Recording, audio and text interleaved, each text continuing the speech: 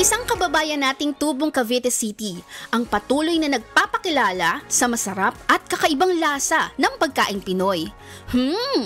Ang kanyang sikreto, walang iba kundi ang Pinoy dish, ang lumpia bao.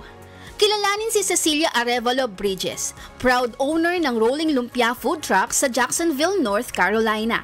Tubong Cavite si Cecilia at asawa ng isang retired US Marine na si Johnny. Isa ring real estate broker si Cecilia, pero noong 2022, sinimula nila ang isang negosyo na hindi lang basta-basta. Ito ay isang passion project. Araw ng operasyon, 3 beses kada linggo sa military base at sa dami na sumusubaybay, umaabot sila sa 70 orders sa loob lang ng 2 oras. Halos $800 ang kita. O di ba? Mapapasana all ka na lang talaga. Actually, ito ay passion namin. We love to serve. At saka nakakatawa kasi pagka yung mga nakikita mo yung mga tao bumabalik. Ang negosyo, bonding time na rin ng mag-anak. Ang anak ni Cecilia ang may ideya ng konsepto ng rolling lumpia.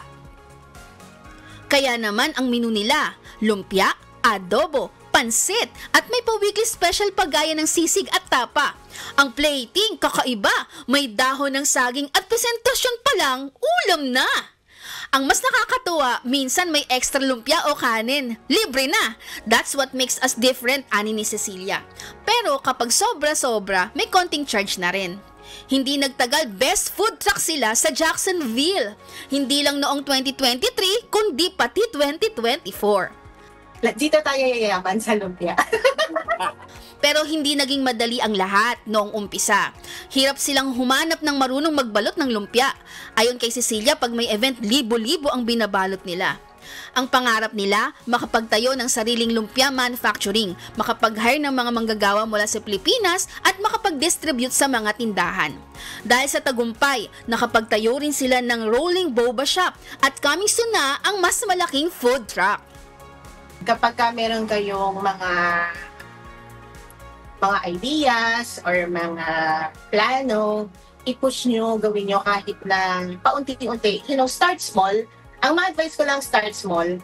Huwag nyo ibuhos lahat ng pera nyo sa isang business. Be consistent. Kailangan consistent kayo. Dedication and yung pagiging mabait sa tao. The money. It's not always about making money. Ano yung maibibigay mo?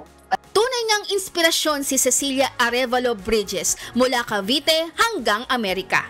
Pinapatunayan niyang kahit sa isang lumpia, pwedeng magtagumpay. Cecil Cruz, humahataw sa balita ngayon.